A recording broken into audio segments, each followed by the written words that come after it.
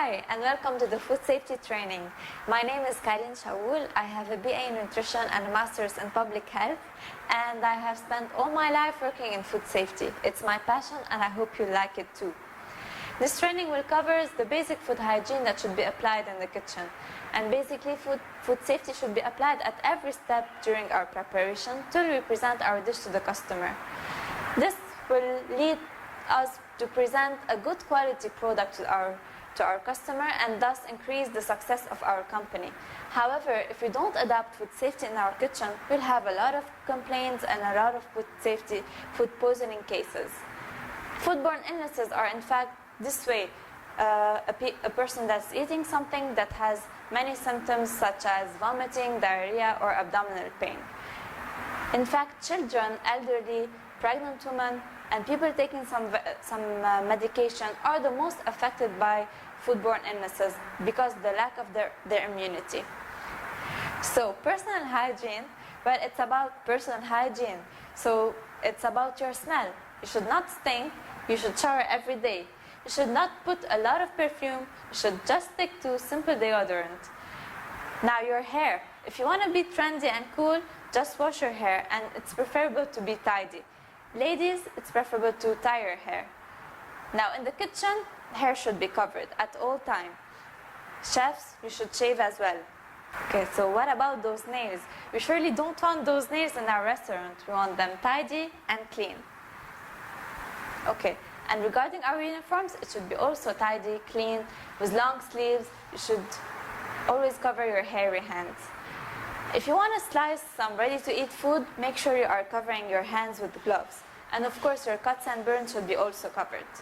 We all do some disgusting stuff in the kitchen, but we should all try to avoid them, such as putting our finger in our mouth or sneezing. So we should all try to avoid this. Okay, and we should also avoid those nasty habits such as rubbing our face or putting our hand in our hair. We should try to avoid biting our nails. Okay. Jewelry and accessories are also prohibited in the kitchen. Eating, drinking, and smoking, well, do this outside the preparation area. Now, hand washing. The basics of hand washing is to wash our hands whenever we need to start anything. We need to wash our hands after removing our gloves, after smoking, eating, drinking, bathroom. Whatever we are doing, wash your hands after it. The process of hand washing starts by putting water, then soap, and scrubbing our hands properly to remove all the dirt. You can see here how many areas in our hands are not washed properly, so we should scrub them properly in this manner in order to remove the excess of dust and bacteria. So now we're going to talk about hand washing. Hand washing should be done whenever you can, as soon as you enter the kitchen, before starting any task, and after handling raw food and switching to ready-to-eat food. You should also wash your hands when changing gloves, after smoking, eating, drinking, going to the restroom, and cleaning your preparation area. The hand washing process starts with water, soap, and scrubbing your hands properly. Then you wash your hands with the water to rinse the excess of the soap, and you dry your hands. Now, as you see here, there are frequently missed parts in our hands that are not properly washed. So now I'm going to show you the basic steps of hand washing that you should be doing in order not to miss any part of your hands. Okay, so we start first by putting water, as I said, and soap in the palm of our hand, and then we start scrubbing on the inside and on the outside.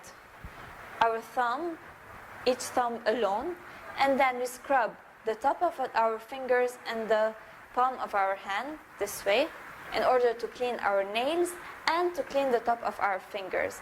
And then from inside, as I said, and outside. So we continue scrubbing, reaching this part of our hands, and we rinse with water. Now, regarding glove use, It's the same system as washing our hands. We should remove our gloves whenever it gets soiled or if it's broken, but surely whenever switching from a raw food to a ready-to-eat food, or from changing any task in our preparation. Now that we have covered the basic hygiene rules, we will start talking about labeling system. Each food should have a label which covers the production and the expiry date of a product.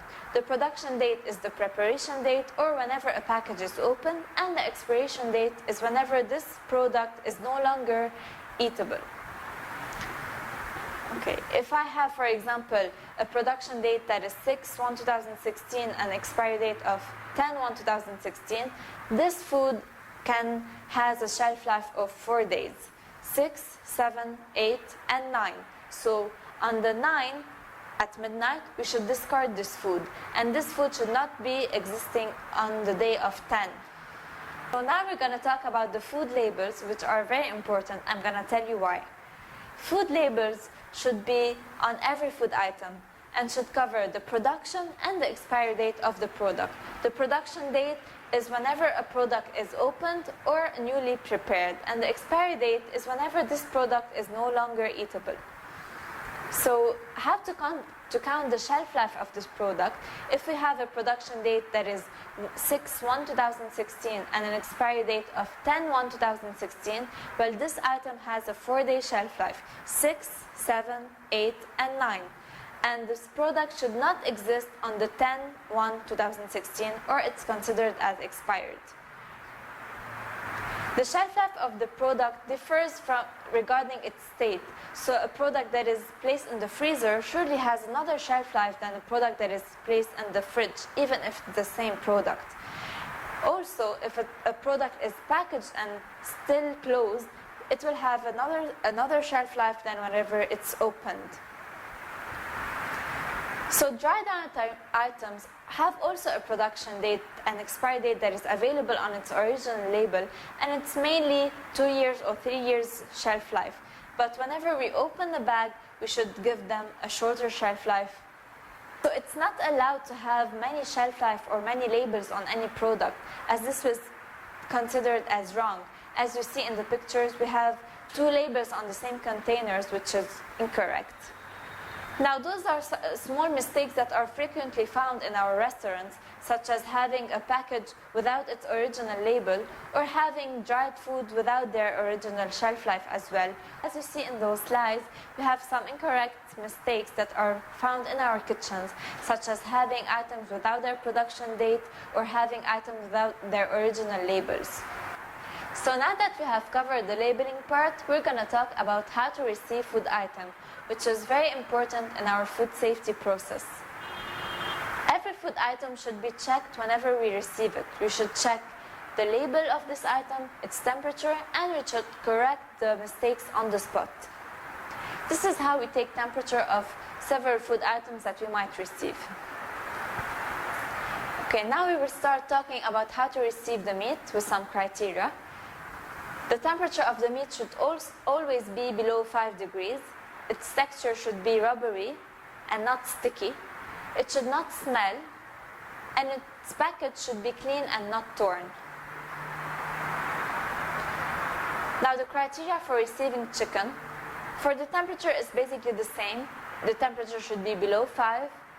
For the texture, it should be firm and spring back whenever touched, and should not be sticky. It should not have any odor, and should be without any color, without any change of color. Now, regarding fish, its temperature should be also below 5. The texture should be firm and springs back when touched, and should not be sticky. It should have a mild ocean odor and not an unpleasant odor. The eyes should be bright, clear, and full, and not dull and gray. And the gills should be red and not discolored. For receiving vegetables and fruit, we should not have any signs of mildew, spoilage, or insect infestation. And the color should be bright without any discoloration. As for packaged item, well, the package should not be torn. and its temperature should always be below 5 if it's refrigerated. If you are receiving a frozen item, its temperature should be below -18, and we should not have any signs of large ice crystals, which is signs of refreezing. Now, while receiving canned item, the can should be in a good condition and should not be rusty or broken. Now that we have covered the receiving part, we will move to the food storage part. Hi, welcome back. This is Karim again, and we're going to talk about food storage. Well, to store food, we should always check the temperature of its food, the label, production and expiry date, in order to be able to adapt the first in, first out method. In order to store food, there are several types of containers, but we should use the food grade ones, which are the stainless containers or plastic that hold the number 2 or 5 recycling number. The number 1 can be used, but only for once. Those are containers that are incorrectly used, such as a can, a plastic container, and a plastic bottle that is reused holding number 1. There are several storage units, such as dry store, the cooling storage unit, and the freezer. The freezer should have a temperature that -18 or below, the fridge 5 and below, and the dry storage should be between 10 and 20 degrees. This is the temperature scale. While we can see that from 5 till 63 degrees is a danger zone, which represents the actual room temperature in the kitchen. Below 5 are in the fridge and the bacteria is not multiplying. Below -18 we are in the freezer and the bacteria is frozen but is still available. The only way to kill the bacteria is to have a temperature of 63 and above while we are cooking the food item. In order to preserve food hotness, we should keep food out of the danger zone, so at a temperature above 63 or a temperature below 5 degrees. It is also very important to store our utensils properly. For example, cups and containers should be stored upside down, and spoons should be stored with their handles up in order to avoid contamination. The ice machine scoop should be also stored properly in its container or in the ice machine with its handles up. Every utensil should be stored in its right place, in a clean and tidy place to avoid their contamination.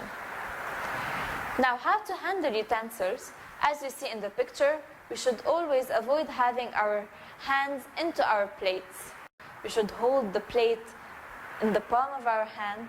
We should hold the cup with its handle, and we should never remove the glasses from where the surface is touching the mouth of the customer. The spoon should be handled from its handle and not from the food contact surface. Every ready-to-eat item should be handled with a tongue.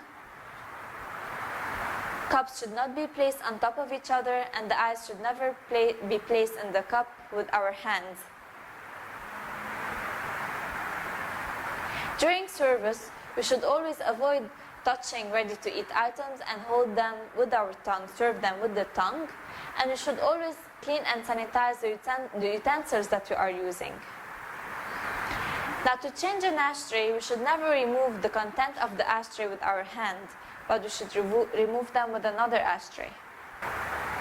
And now, we're going to cover the cleaning part. Cleaning and sanitizing is in fact two parts. We should always start by cleaning to remove the dust and the excess of dirt, and then sanitize to remove the number of microorganisms. We should always adopt the clean as you go policy, which is whenever we are working, we should be cleaning. After each use, while preparation, and after 4 hours of continuous use of a single item. You should be cleaning your sections. You should be cleaning your coffee machines, your ice machines, the bar, the chairs, the tables, every place that should be that can be contaminated in our restaurant should be cleaned properly. And you should sanitize those surfaces as well, such as your preparation surfaces, the cutting boards, the utensils, and the food containers. Now, in order to store the cleaning units and the cleaning tools, you should always put them away from food. They should be in a closed place, away from food and from preparation areas. The cleaning utensils should be also stored properly. For example, the sponge should be always soaked in soap. Wiping towel should be always soaked in sanitizer to avoid bacterial growth. The mop should never be kept aside this way. It should be also soaked in its mopping solution. Detergents should be well known, clearly labeled, and in a container that can fit to detergent and not to any plastic container. We should never cut the container in this way in order to avoid spilling those detergents and avoiding contamination. So as you see in those pictures, there are a lot of mistakes, such as having a product without its name, a wiping towel without being soaked in a solution, and the product placed in a container that should not be placed in. Lastly, in order to prevent having pest infestation in our restaurant, we should cover all the access points that leads to the entrance of pests, such as removing all cardboard boxes from our kitchen. So, what do what's that? Okay, put this in the training camp. Oh no. Okay. So, what do we understand from all this? What we want is to serve our customer good food and safe food. We want them to know that we care about them. We care about presenting hygienic food, and we care about presenting good quality. So we are adopting all this in our kitchen. We want them to come back, and we want our reputation to be good. That's why we should always adopt food safety in our kitchen. Thank you.